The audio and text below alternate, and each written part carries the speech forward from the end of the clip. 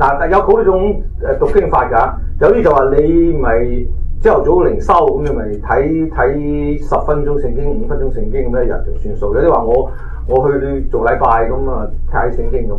咁啊聖經嘅，但係咧有啲而家我講呢個係查經，係或者研讀聖經，係查考聖經，係比較深入一啲嚟到了解聖經講乜啊。咁點解咧？點解我哋要咁做咧？係咪個個基督徒都要咁做咧？我就同大家講點解要咁做啊。嗱咁首先咧講講咧，嗱我覺得咧信，如果你唔係基督徒就冇得講。如果你係基督徒，一定要查考聖經。呢個唔係淨係話咁求其咁睇兩睇，係要查考，要研究。咁點解要咁做咧？有原因。原因有幾種，但係第一個原因咧就係話咧，因為呢個查考聖經啊，即係話你研究查考聖經咧，係屬靈成長必定嘅條件。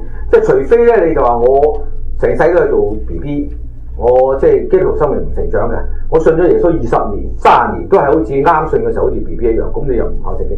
咁但係如果你想成長，即係我哋細蚊仔，你想細蚊仔大一定要食飯，一定要咩啫？咁所以咧查考聖經呢樣嘢咧，係聖徒係一個信徒成長必要嘅條件。好簡單，如果你係而家一個 BB 仔咧，你唔食嘢咧，呢個 BB 仔冇辦法大嘅。你要佢大咧，你一定要食嘢。即係咁呢個聖經咧就裏邊係糧食，盡量唔食咁。咁你睇睇嗱，彼得前書第2章第2節就話咧，彼得就話咧，你要愛慕純正嘅靈奶，就叫你慢慢長，以致得救。嗱呢個得救就係話咁，原來我唔炒聖經又唔得救啊！呢個得救唔係咁意思啊！呢個得救係全人得救，係靈魂體嘅得救。即係你會係有一個，即係如果你信咗耶穌就得救啦。你睇咩聖經都得救啦。嗰個就係靈嘅得救，但係你講個魂體即係嗰方面咧，你要嗰個得勝生活咧，你一定要愛慕純正嘅靈。嗱，我呢度特別 underline 愛慕嗰兩個字啊。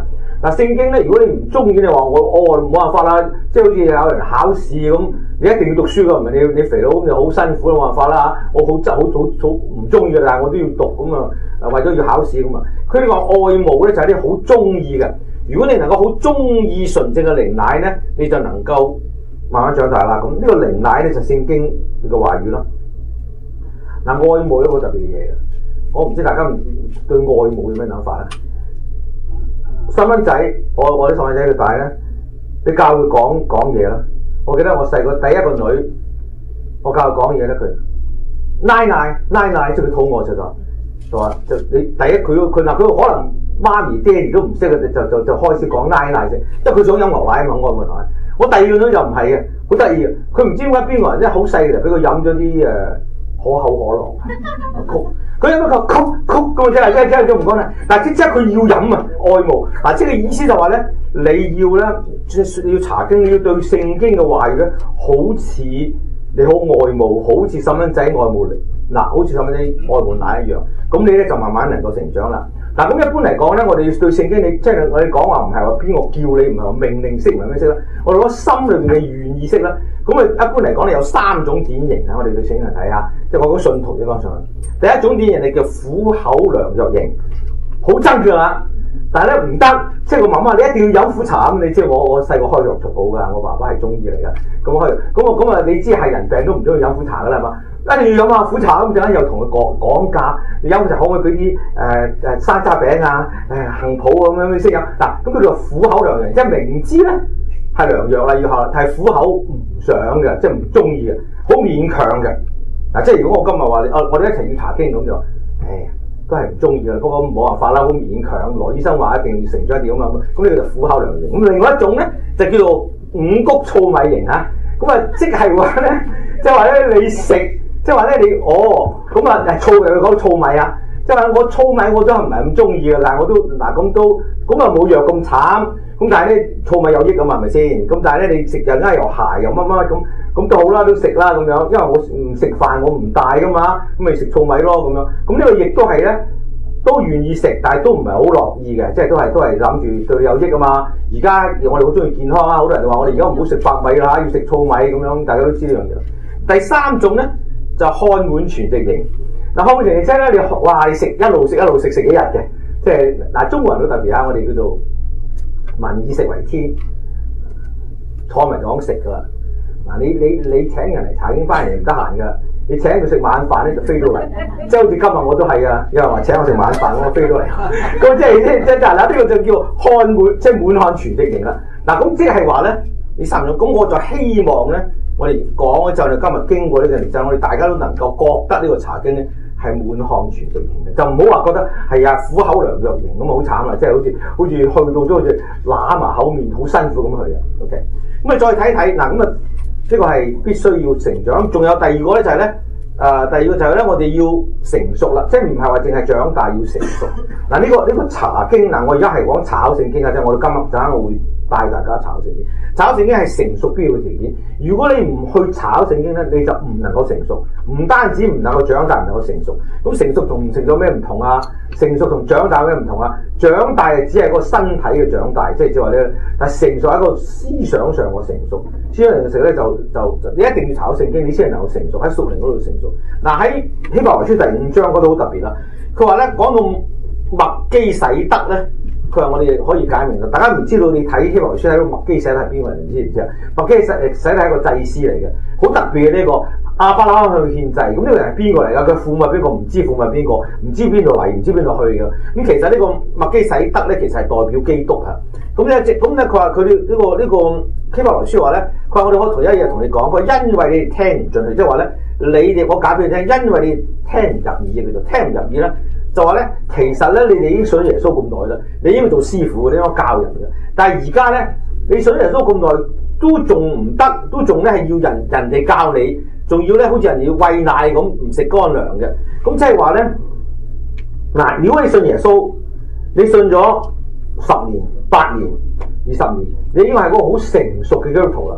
你應該可以教人哋噶啦，應該可以教聖經解經噶啦。而家唔單止你唔可以教人，仲要人哋教你，人哋教你都唔止，人仲要講到好淺嘅，都要餵奶咁嘅。咁有冇搞錯啊？即係話咧，你即係話變咗話咧，佢成為一個必須即係唔能食乾糧嘅。而家你即係而家你做咗咁耐，嗱而家係呢個都係保羅寫俾希伯來嗰啲信徒啦。即係你哋咁耐啦，仲係唔得，即係咧你即係唔得成熟。佢話點解你哋唔得咧？佢話，但係當你哋通達嘅時候，你就能夠分辨是非。個問題咁樣，如果你唔成熟咧，你就唔能夠分辨是非，唔知咩啱咩唔啱。你做基督徒咧，你做10年又好，做20年又好，做1年又好。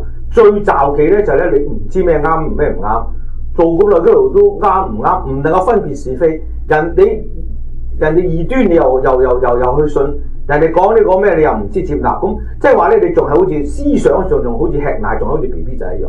咁最主要就點解咧？就係因為你聽唔入去，即係話咧你哋唔係冇聽過，不過聽唔入去，所以變咗嚟講咧，你要研究聖經，你一定要俾心機去研究，聽得入去，聽得明白。嗱咁呢度咧。喺嗰度學習障礙，因為他唔聽不進去，唔係冇聽過，你做咗咁耐咧，個禮拜都嚟做禮拜，有啲有路，但係咧你聽唔入個障礙就聽唔入去，即係冇心裝載，聽唔入去。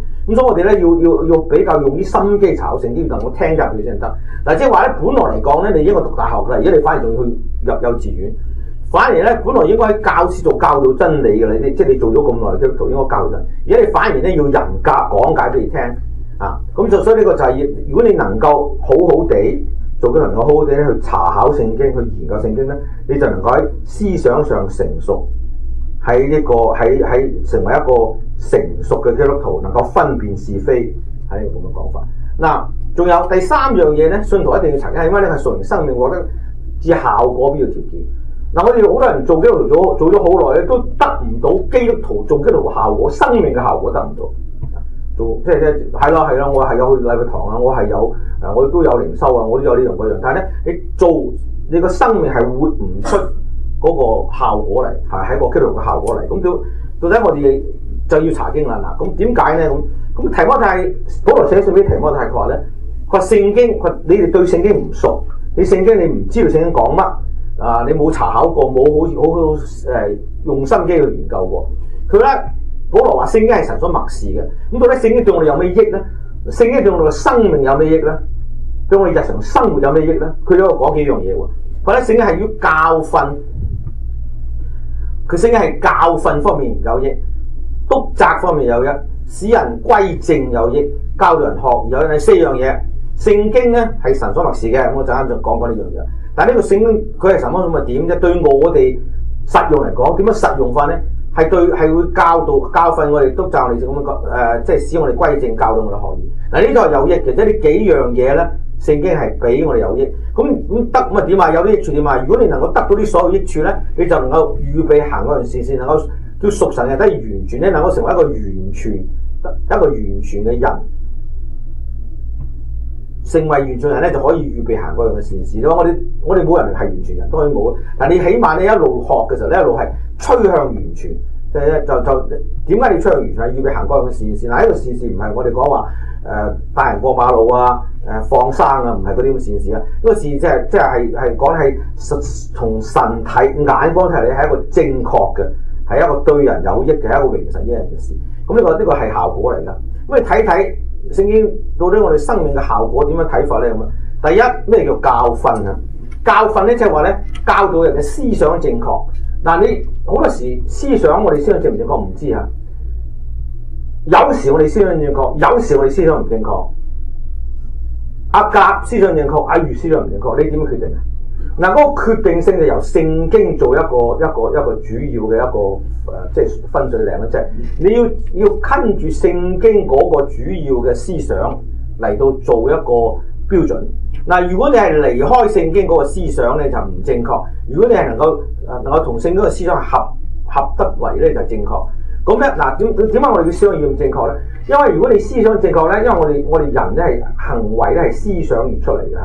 我哋一生嘅行為係從心而生嘅，即係諗一樣嘢，你先去做嘅。你冇諗過你唔做。啱 Colorado 嗰度呢，有個傻瓜咁，唔知係你話發神經係揾啲槍去戲院打，咁啊打咗死咗12個人，傷咗38個咁樣。咁點解會咁啊？咁呢個人有人話，嗰個人黐線嘅咁，可能係黐線。點樣黐？即係話佢思想有問題啊。咁思想有問題咁點啫？咁啊帶出行動有問題啦。如果佢思想冇問題嘅話咧，佢就唔會咁樣教法嘅。咁即係話咧，我哋都係呢樣，即係話如果你嘅思想唔正確嘅話，就好容易咧就帶出你個主導你嘅行為，啲行為就錯誤啦。咁呢個好緊要嘅，呢係我哋嘅生命，我哋嘅生活。如果我哋嘅生命生活係要正確嘅話咧，我哋要思想正確先能夠帶出行為正確。如果唔係咧，你嘅行為跟住思想去嘅。咁呢個係教訓咯。即係如果你研究聖經咧，就能夠喺教訓方面咧，能夠令到你思想正確，係督責。咩叫督責咧？即係話咧，即係話大家知道咩叫督責？super 即係睇住你啊，有冇做錯？督責啊嘛，即係你，假如我哋有嗰啲有 supervisor 啊，即係你上司睇住你，咁即係話咧，你做得啱就叫你繼續做，做得唔啱就冇。咁啊，呢個督責就係咧，我睇下你生活係咪已經出咗，係咪越位，係咪出咗界線？即係話咧，如果你話你生命生活係跟住係冇出位嘅，喺正確嗰個範圍裏邊冇事，你咪繼續。但係你一出位一出線咧，喂唔得喎，翻轉頭，你已經超咗界線。咁呢個聖經就教導督責我哋。如果你研究聖經咧，當你嘅生命出咗位嘅時候咧，聖經就會話俾你聽，你要翻轉頭。第三，使人歸正。咩叫使人歸正咧？即係話咧，如果你係如果你已經係好正嘅咁啊，會有得明顯係歸正啦。但係你行歪咗嘅話咧，佢將你拉翻嚟正去行。嗱，咁呢個即係話咧，即係你係潔淨一切嘅行為。即係咩叫使人歸正？即係你做錯真係嘢。如果聖經嚟講，你犯罪嚇，乜嘢都好啦，你即係做犯罪，即係你做嘢做錯咗嘢啦，即係唔啱咧，就咩叫 mistake 咁樣都好難講。咁你咧，佢咧就聖經就叫你咧翻嚟，叫你清除晒所有嘅罪。潔淨你嘅行為，將你嘅罪清除乾淨，咁呢個就使人歸正。咁啊，另外咧就教導人學義啦。咩叫教導人學義咧？就係話咧，如果你有負面嘅嘢咧，全部糾正翻你負面嘅嘢。佢用咩方法都好，用責備嘅方法咩好啊？嗱，你有負面嘅嘢，你再將佢負面嘅嘢清除咗，就然之後指導你向翻正面嘅嘢去。係喺一個生活上嘅指導，可以呢個遵循嘅生活指導。咁呢個教導人學義，即係話咧，佢根本埋咧，俾埋條路你，指埋條路俾你，叫你咁樣行。嗱，原來聖經係咁樣嘅。嗱，你如果你冇聖經咧，你生命嘅效果咧，可能出困難。嗱，基督教唔係一套理論，唔係話你要學。呢個所謂教義，唔係一套教義俾你嚇，又有一個神，你嗰個又幾多個三位一體乜嗰啲，你可以聽可以講下又點樣？但係基督教最主要嘅嗰個意思咧，係直接影響你嘅生命同你嘅生活，你每一日點樣做人係好大影響嘅。如果你唔研究聖經，你又唔知，你就得個我係基督徒咪基督徒咯，我每個禮拜去禮拜堂咁但係咧喺你日常生活裏邊咧，我就會講到啲人話，我唔睇聖經，因為聖經對我翻工喺公司裏邊，公司啲嘢同聖經冇關係嘅。我如果我要睇，我寧願睇公司裏邊嗰啲某即係話做生意好咩？聖經咁同聖經同公司有咩關係啫？我而家喺公司裏面做嘢，所以我唔睇噶。我禮拜到禮拜我都唔睇嘅，因為聖經對我冇用啊！係咪冇用咧？係咪冇用咧？因為其實就唔係嘅，其實因為你聖經喺你公司裏面好有用嘅，不過你唔而家你唔識得點樣咧，將佢放喺你生活裏邊。嗱好，咁好簡單講，有12種唔讀聖經嘅理由啊！我呢個係一個你問人有冇讀聖經啊？有唔讀聖經有咩理由咧？有12種理由兩個。第一，聖經嘅生活同我生活冇關係嘅，聖經與我哋生活沒有關聯嘅。聖經講咧，我嘅生活我係要做工返工，我要煮飯，我要乜咁樣。咁聖經講聖經又講咩約瑟，陣間又講咩耶穌登山寶訓，同我生活冇關係嘅。所以我讀嚟冇用，嘥時間，對我生活冇關係。佢就唔讀咯，係咪咧？第二，聖經好多嘢我唔明，令人困惑難了解，即係我睇咗我都唔明嘅。咁所以咧我唔識啊，唔讀聖經咁。既然唔明，佢睇落去都唔知佢噏乜啦，咁唔讀啦，不如唔讀啦，都唔識啦。第三，我曾經讀過經，亦都覺得好好。咁但係一陣間過咗就冇啦，即係就咁我睇咗下咁話，聖經好似幫助咗我15分鐘，咁我跟住我就放低忘咗就算咗啦。呢個係第三種唔讀咯。第四種咧，佢話我讀聖經嘅時候，我覺得有罪疚感。聖經一路話喂，你唔好咁樣，咁我費事啦。唔好睇咗心煩啊！即係話我有罪疚感，咁我唔讀咯。我唔想有罪疚感啊嘛，咁咪唔讀咯。第五種，聖經追唔上時代。如果我要讀咧，係讀啲有興趣嘅故事。聖經對我嚟講係聖經係古老18代幾百年嘅嘢啊，幾千年嘅嘢。咁而家我新時代啊，我應該睇下啲太空嘅乜啊嚇，咩新科技都咪仲有興趣冇興趣。而且佢聖經同我生活無關嘅，佢就話佢呢個係個將我唔讀啦。第六。我懷疑聖經可靠性，聖經係可靠咧，或者唔可靠咧？好似神話咁喎。我睇創世記好似同封神榜差唔多嘅啫喎。咁懷疑喎，咁讀嚟做乜啫？第七，我係基督徒，我就靠牧師同我講聖經嘅啫，解釋聖經㗎。如果牧師都知道我需要㗎啦，總之我需要乜嘢，牧師同我講咪夠咯，做啲咩自己讀啫係咪？咁牧師咁我就牧師講咁多，我咪聽咁多咯。咁樣我冇時間，你唔知我係大忙人咩？我忙到飛起，我邊有時間讀聖經啊？食飯都冇時候啊！我點樣睇聖經啊？大忙唔到啊！第七，我對聖經即係聖經對我嚟講係好無聊嘅，即係我睇聖經。咁一般嚟講，我覺得冇乜嘢，即係睇聖經講翻啲古老18代嘅嘢啊，又講猶太人、以色列人，即係中東，同我中國人有乜關係啫？佢陣間又講，即係聖經講嗰啲嘢，講耶穌12門徒啊！我而家佢好似耶穌好似唔使做工嘅，我而家你知唔知做工做3份工啊？我仲點？你同我無聊啊！對我聖經嚟我唔讀。有人我冇聖經，屋企冇聖經點讀啊？又費事去 library 啊！我冇聖經。聖經係充滿神話，同埋有啲讓人半信半疑嘅真理，去讀都嘥時間啦，花時間啦。咁呢啲係唔讀聖經嘅理由啦。OK， 咁我唔知你有冇理由啊？你唔讀聖經係咪頭先嗰12個理由其中一種啊？或者係或者幾種添？咁唔讀咯，係咪啊？唔讀咯咁。咁我哋睇到底嗱，首先我哋睇嗰個聖經係唔係半信半疑，係咪真理咧？係咪或者聖經冇咩根據啊？冇咩嘢咧？咁樣頭先所講話唔信得過咧咁樣。仲有一個人話咧，我唔係唔讀聖經啊，我唔中意讀嘢㗎，我乜嘢書都唔睇嘅。唔係淨係聖經啊，我唔係讀聖經，我乜嘢書都唔睇，小説又唔睇，我中意唔中意閱讀㗎啦。咁你叫我睇聖經做咩？我得閒我睇下 TV，我從來唔睇書，乜都唔睇嘅，咁啊唔讀聖經。呢啲都係唔同嘅理由。或者我哋再講講我哋點解唔讀聖經啊？即係頭先嗰個12個理由係一般你收集翻嚟。我哋點解唔信經咧？我話有人話我要讀一啲對我有用嘅嘢，即係話咧，有啲人覺得咧讀聖經對佢冇乜用嘅，讀聖經冇用。特別有啲人話我讀咧，我要讀我嗰個專業嘅嘢，如果我係醫生嘅，我點解讀聖經？聖經都冇同我講點樣醫盲腸炎，聖經冇同我點樣醫痔瘡。咁我有時間我咪讀多啲我嘅專業嘅嘢咯，或者我係做工程師嘅，或者佢冇同我聖經點樣講話我要起條橋個力學嗰個應該點樣做又冇講嘅，或者我做教化學嘅，聖經就冇講NaOH 加 HCl 等於乜乜，佢冇講嘅，咁冇講啲嘢，咁對我係嘥氣嚟。咁啊，所以我如果我要讀啲有用嘅嘢，咁即係話咧，佢覺得聖經對佢冇用，其實聖經對我哋好有用嘅，日常好即係十分有用。你唔理做邊一行咧，佢裏邊對我哋好有用嘅。有啲人話我唔識點樣研讀聖經啦，唔識咁我陣間同你講點研讀聖經啦，我陣間同你講嘢。嗱，有個人話我不過係平信徒啫喎。讀聖經咧，應該係牧師傳道人做啊嘛，我係平信徒，乜我平信徒啫嘛，聖經讀咩聖經啫，係咪先？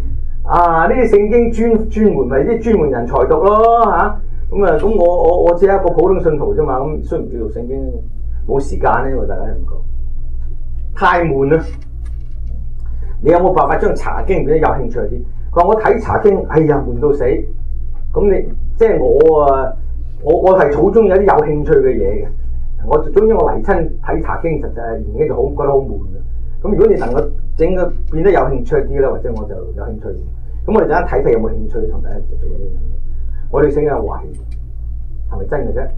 神真係能夠7日創造呢個世界？神係咪可以從無變有咧？耶穌話將水變酒喎，得唔得㗎？水係 H2O 啫喎，酒係好多種啊 ，alcohol、ethanol 唔同嘅 H。咁你點啫？物質點樣嚟啫？係咪先？紅海分開有乜理由分開？唔知係咪啊？我對聖經好懷疑啊！即係佢係咁講啫，好似神話咁。咁我哋睇啲聖經係咪可靠？講翻呢個問題先。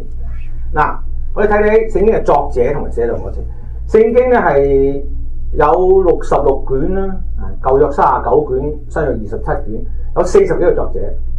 佢寫聖經嗰個為期咧，大約差唔多2000年啦。由摩西開始寫摩西五經創世記，一路到約翰寫啟示錄最後一個，大約差唔多佢過程都有成2000幾年嘅時間啦。咁喺個過程裏邊咧，佢哋又寫咗66卷書，好特別咧就係咧呢啲作者係唔同背景嘅，有啲係做皇帝嘅，有啲係一個婦女嚟嘅，有啲係漁夫嚟嘅，即係咩人都有啦。咁但係咧但係佢最特別咧就係點咧？佢哋40幾個人寫一本書，加埋聖經，冇衝突嘅，好吻合，絕對貫徹嘅。如果你能夠明白聖經，其實佢每一個聖經個主角都係講到講到耶穌嚟嘅，你可以吹水又即係講到個舊人嗰個生嘅神。咁係絕對係絕對貫徹一貫嘅。嗱，咁呢個好難嘅喎，冇衝突嘅。好多人想喺聖經裏面揾到個衝突啊！即係某一段聖經同第二段聖經衝突，咁你話邊個啱啦？咁揾唔到啊！即係揾唔到。你試下揾。如果你話揾到嘅話咧，你即係你唔了解嗰段聖經講乜，你自己係即係唔明嗰個嘢，你就即係你個講法。冇嘅。咁呢樣嘢好難嘅。所以話聖經其實聖經係一個作者嘅，個作者係神，佢就係感動嗰啲人寫嘅書。嗱，其實好難嘅，40幾個人寫一個題目，而家我講題目係冇衝突嘅。你諗呢個嗱，譬如而家我哋寫奧巴馬總統咁同求其，而家我呢度都冇40人，你每個人寫奧巴馬總統啦。因為我唔識奧巴馬總統，我係中國人，我寫胡錦濤，最直咁寫胡錦濤。但係你去研究胡錦濤，我哋每一個人寫一段關於胡錦濤嘅嘢，我包你咧裏邊衝突百出嘅。我哋同一個時代都同埋一樣，但係聖經係經過成2-3千年嘅歷史，嗰40個作者，佢哋嗰個內容咧係好吻合，而且係好貫徹，具有貫徹性嘅。而且聖經一樣嘢係叫做放於四海而準，喺邊個世代而準？嗱，呢個係一本好特別嘅書。嗱，咩叫放於四海而準咧？即係話咧，你聖經今日喺美國你可以讀聖經，喺中國可以讀聖經，喺非洲可以讀聖經，喺南美可以讀聖經。今日放開四海而準。嗱，呢啲嘢未必嘅喎。如果你而家作本書，你話要作民主，唔係放於四海而準㗎。你去到一啲專制國家唔得㗎，你冇呢樣嘢㗎。即係冇民主呢樣嘢，你嗱，仲有放於任何世代而準。即係嗱，你中國你話孔子又話係儒家思想咁，孔子孟儒呢個論語孟子即係4書啦。嗱，四書你話好唔好咧？中國好啊，係咪中國文學咧？但今日就唔得啦，今日唔得啊！今日已經時代唔得啦。點解唔得啊？因為孔子點話？孔子係一個專制嘅佢話孔子佢話佢話君要臣死，臣不死，是為不忠；父要子亡，子不亡，是為不孝。今日唔得嘅，今日你點啫？時代改變咗啦嘛。你以前係中國時代，而家係美國時代，或者你喺今日中國都唔得啦嚇，即係因為有唔同世代。嗱，你嗰陣時毛澤東出嗰個小紅皮書啊，大家唔知你知唔知啊？嗰個 Little Red Book 喺中國當係聖經咁嘅，而家唔得啦！你將毛澤東個紅皮書放喺中國而家唔得啦，放喺美國更加唔得。嗱，即係你冇所有嘅書咧嘅思想咧，都係一個時代一個國家有用嘅啫。你有冇辦法有一本書喺唔同世代幾千年啊？而家講猶太歷史翻去即係舊約啦。幾千年喺唔同國家一樣準嘅，放喺社會上任何世代都準，揾唔到。咁你所以呢本聖經係咪可靠咧？你諗諗啦。嗱，即係聖經係最多人讀嘅書係而家，即係有史來咁多人讀。而家今日世界最多人讀，咁多世界最多人讀。嗱，而家仲有嘅咧係影響好大影響力嘅，影響人類嘅文化、政治、經濟、藝術，影響到好犀利。聖經嗱，你今日你好多就講藝術嚟講咧，有好多美術，即係嗰啲畫。嗰啲油畫嗰啲建築嗰啲咧，好多都係歌食，都係聖經嘅引起嘅影響嘅。對於文化嘅影響，對於政治嘅影響、經濟影響，到今日一樣都仲係咁樣。嗱，最簡單一樣嘢就係咁樣啦。即係講話點樣影響咧？如果你唔同意嘅話咧，嗱，我就問大家，今年係幾年啊？今年公元點解會2012嘅咧？耶穌出世。嗱，你喺美國係2012，喺中國又係2012，唔係嗰個教國家。你喺印度又係2012，你喺周圍都係2012啦。即係你whether you like or not，你係俾佢影響咗嚇。你唔中意都係影響，都係2012，係咪先？嗱，咁好啦，你哋點解你哋今日唔翻工啊？聽日要唔要翻工啊？你哋點解唔使啊？星期日係咩意思啊？唔啱啊！即係點樣嚟嘅？點樣嚟嘅？跟隨神嘅安息日係唔係你嗱安息日禮拜6啊！嗱，即係禮拜日就係因為耶穌復活啦。即係7月第1日耶穌復活嗱，咁即係話咧，你唔中意你話你行咧，我係回教徒，我係佛教徒，一樣禮拜日唔翻工。你喺中國又係唔翻工，你喺印度又係唔翻工，禮拜日就唔翻工噶啦。咁你點解啊？咁我唔知你中唔中意啊？即係話咧，佢影響啦呢個影響呢個聖經喎，影響人類嘅歷史。你可能你唔知，你自己都唔知啫。佢影響咗你啦。你話我唔都同唔係都同你禮拜日，點解你要放假啫？點解你而家仲喺度寫2012咧？點解你唔寫第二個？嗱，即係嗱呢啲一般嚟講係聖經係一個係最大嘅影響嘅，改變個人生命。嗱，呢個有個好特別一本書嚟嘅，點樣改變個人生命？嗱，我唔知你知唔知改變人生命啦。我講一個事實俾你聽啦。嗱，佢呢個改變人生命咧，係改變一個人信耶穌，唔理你係乜嘢背景嘅人。當你信咗耶穌，當你受到聖經影響之後咧，你嘅生命受到好大改變。嗱，舉例嚟講，有一次啊，呢個真事我唔係講。有一次咧，就喺一個南太平洋島裏邊咧，一個小島。咁嗰度咧就本來係土人住嘅，呢啲土人咧就係食人族嘅。咁啊，後來咧就英國，你知英國咧其實就去到嗰度咧，因為啲船咧，即係18世紀英國就，你知香港都係殖民地，香港又周圍都係殖民地，譬如話咩大不列顛咩冇日落咁。咁嗰個時候咧就英國呢啲船去到呢個島度，就攞咗呢個島啦。啊，佢哋即係好似攞做殖民地。咁呢個島咧就出香蕉嘅。咁啲英國人啊，你英國人做生意好叻㗎。咁當時有一個公司叫東印度公司，唔知有冇聽過？伊先好出名嘅，即係專做茶葉咁。咁英國其實咧，佢開放啲海港咧係要做生意，係喺嗰度攞嘢啊嘛。咁呢啲英國人去到嗰度咧，就喺嗰度，哇！呢個島咁靚，咁多香蕉，於是咧就佢就攞香蕉，然之後就運去第度賣啊，或者點樣樣。咁咧，當佢去嗰個島度咧，就東印度公司啦，好大公司，去嗰度咧就收購咗成個島所有啲 banana 嗰啲香蕉權啊。咁啊，就派一個總管去。咁嗰個島咧開發咗之後咧，就有啲宣教士去啊。咁於是嗰啲土人咧就變咗信咗耶穌啊。咁有一日，咁有一日下晝啱係 lunch time， 咁咧就個工廠整香蕉嘅個工廠咧就晏晝休息啦。咁於是咧就有一個土人咧係做啲割香蕉人就喺度即係晏咗 lunch time 啊，咁啊佢喺度食 lunch， 咁喺個大椰樹下邊咧有嗰啲 hamlet 嗰啲咁嘅搖床，咁啊瞓喺度咧就喺度飲凍水喺度食 lunch。咁有一個英國人咧，一個主管就嚟，佢話喂，佢話你而家睇咩啊？咁樣睇緊佢喺睇緊本書，你睇咩啊？咁佢話我睇緊聖經啊咁。咁我主管笑佢，你睇聖經啊？佢話你真係傻。佢話啲聖經呢本嘢咧就已經過晒時㗎啦，而家睇都冇用㗎啦。佢話你知啊？佢話係你啲咁嘅蠢人睇嘅啫。佢話聖經你睇好快咧，你只能夠喺個博物館度揾到㗎啦。佢話我哋啲做生意人就唔係啦，我就會睇好多其他咩航海書乜咩。佢話所以你話你衰唔衰咧？你睇聖經，你而家要做我嘅僕人，即係要做我工人，我做管家。咁你又要睇你即係咁講啦。咁呢個土人好幽默嘅。佢話先生，佢話咧你咧就即係你唔好睇少本聖經啊。佢話你應該慶幸我睇呢本聖經啊。佢話如果我唔睇呢本聖經咧，而家咧我就唔係喺度食呢個 lunch 啦。你就係我嘅 lunch 啦。但係即係佢生命改變，即係話呢個人咧，即係呢個土人，因為佢信人，所以一個殺人族嘅土人生命改變。嗱咁呢個聖經係咁大影響。咁亦都係另外一個情況咧，就好多人都對聖經係一個挑戰啊。所以我覺得聖經可靠性呢個情況係好特別。好多人咧歷世歷代有啲人咧都係要消滅聖經。文革時代都係啦，喺中國都係話要所有聖經要燒晒啦。而家我諗聖經喺中國嘅聖經仲多喺美國啊，即係人口多。咁你消滅唔到㗎。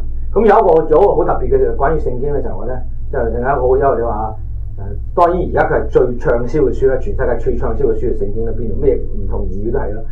但係而家講翻歷史啊，嗱以前有一個人咧就係叫做 Voltaire， 大家唔知係法國大革命嗰個即係嗰個叫做咩影響法國大革命嗰人啊。中國咁你話孫中山係辛亥革命佢嗰個係國父啦。咁法國大革命咧以前法國係做皇帝㗎啦。咁法國大革命當年有一個作家叫做伏爾泰 Voltaire， 佢就寫咗好多書。咁呢個伏爾泰好出名㗎。譬如佢而家所謂叫民主自由嗰個咩佢法國有一個咩 liberty eternity equality fraternity。咁佢法國咧有三色旗㗎。就話咧就係要自由，要平等，要自由平等同埋友愛嘅，即係要佢哋。咁佢就寫咗好多書，就因為佢嘅書咧就影響法國人咧，就係革命，法國大革命。咁但係呢個Voltaire呢個咧，佢叫伏爾泰呢個係文豪嚟嘅，佢就唔信聖經嘅。咁有一次咧，佢喺佢屋企度講，佢話我覺得聖經係已經過咗時啦，即係 obsolete， 而家已經過晒時啦。佢話咧，我同聖經挑戰，佢100年之後咧，你冇辦法喺市面買到聖經嘅，買唔到嘅。你100年之後，你唯一可以揾到聖經咧，就去啲老嘅博物館裏邊咧，就睇到一個 old copy 嘅 Bible。佢話我而家同聖經挑戰。咁100年後，佢講呢句話咧，即係100年後，咁伏爾泰梗係死咗啦。咁我怪嘅，咁佢間祖屋咧，佢喺度講嘅話咧，就已經賣咗幾次，100年間咧，即係輾轉賣俾呢個賣俾嗰個，最後啱100年嘅時候就賣咗俾另外一個 owner。咁呢個賣咗呢個新嘅屋主係咩咧？係聖經公會一個人買咗佢，就話呢間屋好好啊，要嚟印聖經，就喺佢個屋企嘅咧就印聖經喎，即係好諷刺啊！呢個真係唔係特登，好諷刺。即係你向聖經挑戰嘅話，100年後冇啊！而家就100年就啱，100年後你講句説話之後咧，嗰100年咧喺你屋企你講話嗰度咧喺印緊聖經。咁即係咁講咧，即係話聖經係絕對可靠啦。即係呢個係因為點解係神嘅話語咯。咁好啦，咁而家講查經方式啊，有幾方面嘅。第一咧，如果講研究聖經，我個人靈修式啦，我講過咧，呢個係你自己每一日你喺度，或者你用10分鐘、5分鐘都好啦，你每日同神講嘢，讓聖經同你講嘢。教導你點樣樣，咁呢個唔係研究聖經啊，呢個係個人靈修嘅啫。喺嗰度咧，神同你講説話。第二咧就團體靈修咯，或者我哋一班人喺度大家分享一下神對你個人喺嗰段聖經講嘅嘢。咁另外有一個係個人真理嘅追求式啦，即係你呢個係研經啊，係個人單獨自己去追求真理，你研究聖經。咁最後咧就係集體性真理追求查經班，就係我哋今日要做嘢。咁係講咁多，咁我哋今日咧就陣間我就同大家查經啦。OK， 有冇問題先？